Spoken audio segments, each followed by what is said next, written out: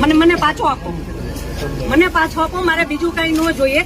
આજ પછી કોઈ દિવસ કોઈ વોટ જ નહીં કરતા. જો આપણી ગવર્મેન્ટને પોતાની જ સુવિધા રાખવી છે, તમારા પાછળ કેટલા વીઆઈપી હોય છે, કેટલી ગાડીઓ હોય છે, તમારો જીવ છે. આ ટેક્સ પે કરે છે એનો જીવ નથી. આ છોકરાઓનું શું, આનું ભવિષ્ય શું?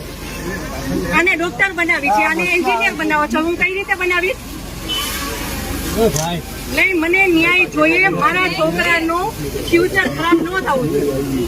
આટલા વર્ષની સર્વિસમાં એને ટેક્સ તમે કટ કરીને તમે સેલરી આપો છો ને, અને ઉપર જતા અમે કઈ પણ વસ્તુ ખરીદીએ છીએ, ક્યાંય જઈએ છીએ, ટોલ ટેક્સ બધા ટેક્સ તમે અમારી પાસેથી લ્યો છો.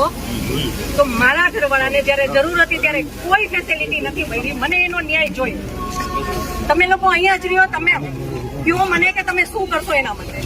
આ એક નહીં, આના જેવા જેટલા ભાઈઓ બધા નિર્દોષ હતા, બધાને આવડા છોકરા હતા, ટેક્સ ભરતા હતા. કોઈ સુવિધા નહીં, કોઈ ફેસિલિટી નહીં, કોઈ આર્મી નહીં, કોઈ પોલીસ નહીં.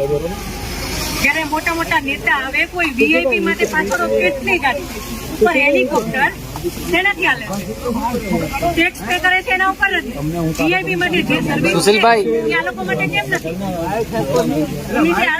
આર્મી કેમ્પમાં ચિલ્લાઈને કીધી કે ઉપર કેટલા લોકો જલ્દી કઈ કરો. અમે ઉપરથી પડતા આખડતા નીચે ઉતરતા, હજી ઉપર કોઈ ફેસિલિટી હોય નથી. ઉપર આટલું બધું થઈ ગયું તો નીચે આર્મીને ખબર કેમ ન પડી કે ઉપર આ થઈ ગયું છે? આતંકવાદી અમારી સામે આવીને ગોળી મારી જાય છે.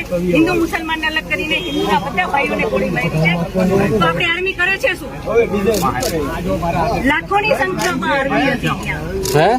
અને જે ટુરિસ્ટ પ્લેસ છે ત્યાં કોઈ આર્મી મેન નહીં, કોઈ પોલીસ મેન નહીં, કે કોઈ ફર્સ્ટ એડ કિટ નહીં.